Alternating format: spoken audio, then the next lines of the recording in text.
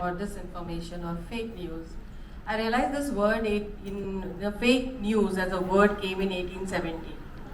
And there is a degree of manipulation which is there. So there are 6 degrees of manipulation which is there. So it starts from impersonation to conspiracy to emotion, to trolling and so on. Now it's very important to here we understand that there is so much of misinformation is given by the people. So I'm more on a receiving side.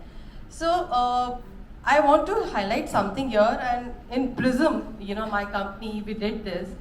We identified there are 2 types of people who accept the information. So there are a lot of misinformation is going on. There are one who use intuitive reasoning, and the second one is use logical reasoning. So any information, let's say fake news comes in. If you are more of an intuitive type of person, you will accept that news. But if you are a logical reasoning kind of person, you will be actually giving it a thought. So how do we do that, So we always check that. Let me check with all of you, right? Are you ready to do this with me? A small thing, huh? Yeah. So all of you please do a clapping.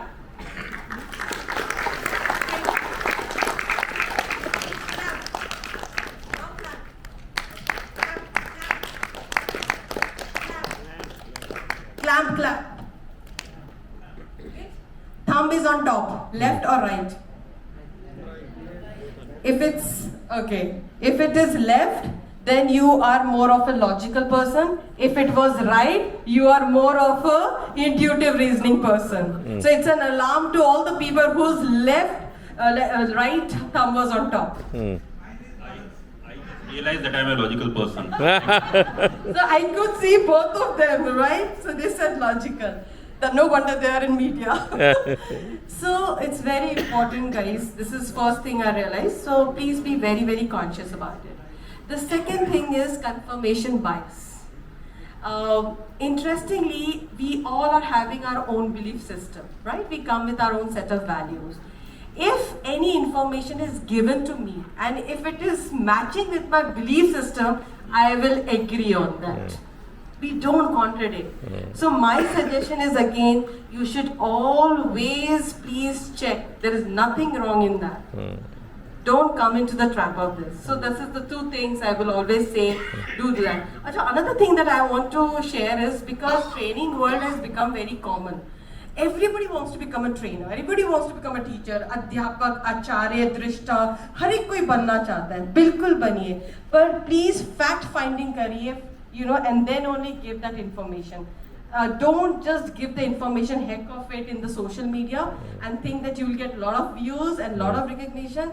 But if your information is not authenticated, it can really create a lot of problem for a lot of people. So that's be very important. And this is what I tell my students of journalism. I always tell them that information is your bread and butter. You can't go wrong with that. That has to be accurate. Another very important point I would like to add here is that if you're talking about news, if you're talking about journalism, there are a lot of efforts which have been made in the field of journalism to have a lot of workshops and training and upskilling themselves on fact checking and verification. Now this is something which is missing in public relations. I haven't seen that.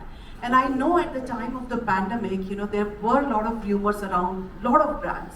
Amul was into trouble, Ashirwad Atta was into trouble, but we do not have such training programs on fact checking and verification. I think PRCI can take up this particular task, wherein they are organizing such training programs for PR professionals, for corporate communication professionals.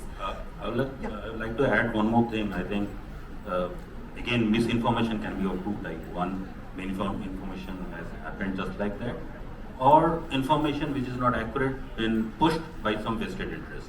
Like in the second part, it's very difficult to manage that, and also in a recent study, it's been understood that out of all the social media handles or platforms, the most prominent platform which actually propagates false news is WhatsApp. And I think just few days back, PTI has started a WhatsApp service which they called as a fact checker. So if there is a news, you can actually check it out. I don't know how much it's successful, but at least there is a start.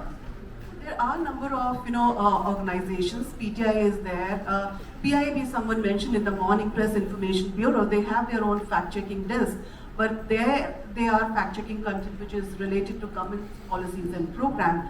But the best thing which had happened in the last few years, I mean 2018 onwards, is that number of news organizations, they are having this fact-check desk. So that's the best thing which had happened, and this is what we should aim for in the field of public relations also. That in any PR agencies, at least there should be 2-3 personnel who should be trained in fact-checking and verification. So okay, now moving